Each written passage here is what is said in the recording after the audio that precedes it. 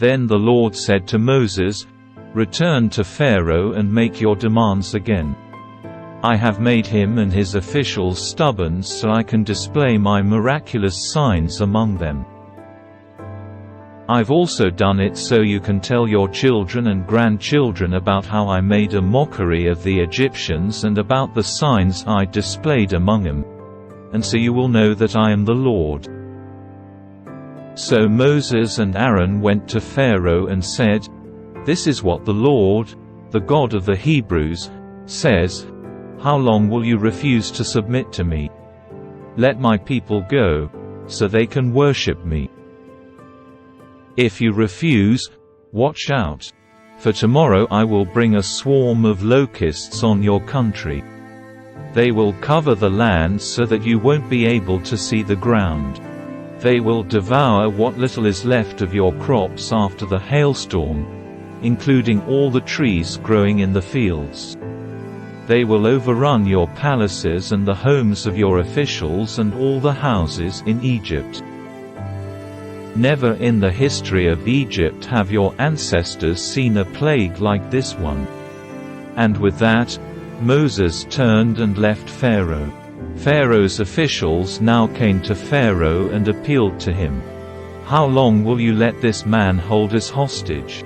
Let the men go to worship the Lord their God. Don't you realize that Egypt lies in ruins?" So Moses and Aaron were brought back to Pharaoh. "All right," he told them, "go and worship the Lord your God. But who exactly will be going with you?" Moses replied, "We will all go, young and old, our sons and daughters, and our flocks and herds. We must all join together in celebrating a festival to the Lord." Pharaoh retorted, "The Lord will certainly need to be with you if I let you take your little ones. I can see through your evil plan. Never. Only the men may go and worship the Lord, since that is what you requested." And Pharaoh threw them out of the palace. Then the Lord said to Moses, "Raise your hand over the land of Egypt to bring on the locusts. Let them cover the land and devour every plant that survived the hailstorm." So Moses raised his staff over Egypt, and the Lord caused an east wind to blow over the land all that day and through the night. When morning arrived, the east wind had brought the locusts. And the locusts swarmed over the whole land of Egypt, settling in dense swarms from one end of the country to the other.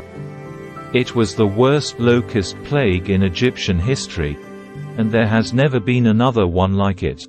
For the locusts covered the whole country and darkened the land. They devoured every plant in the fields and all the fruit on the trees that had survived the hailstorm. Not a single leaf was left on the trees and plants throughout the land of Egypt. Pharaoh quickly summoned Moses and Aaron. "I have sinned against the Lord your God and against you," he confessed.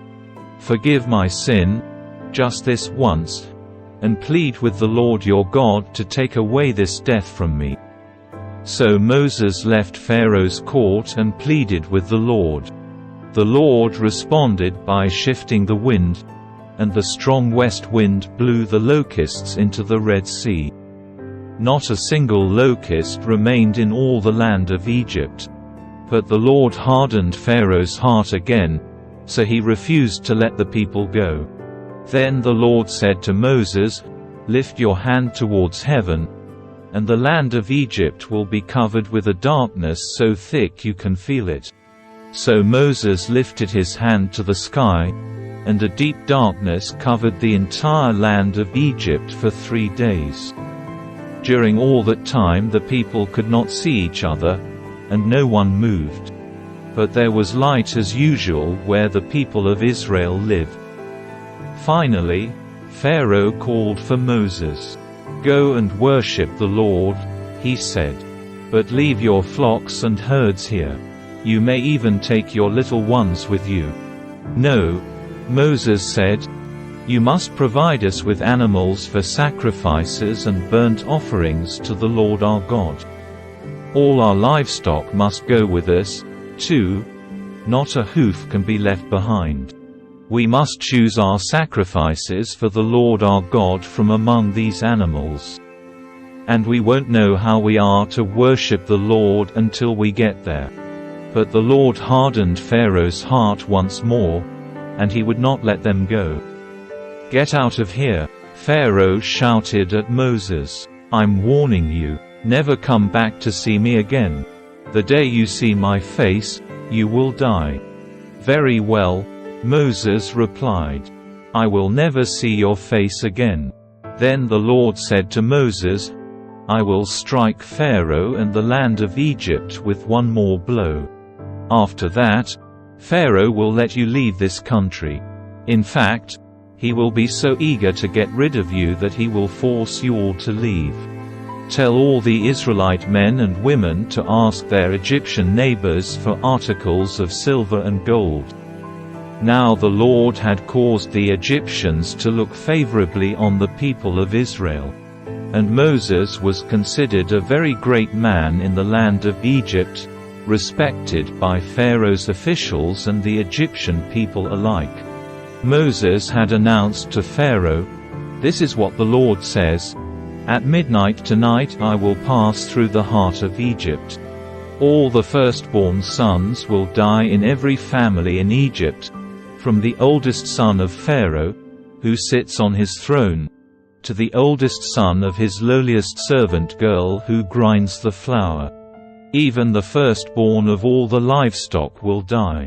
Then a loud wail will rise throughout the land of Egypt, a wail like no one has heard before or will ever hear again. But among the Israelites it will be so peaceful that not even a dog will bark.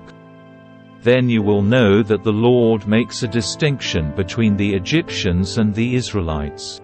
All the officials of Egypt will run to me and fall to the ground before me. Please leave," they will beg. "Hurry, and take all your followers with you. Only then will I go." Then, burning with anger, Moses left Pharaoh.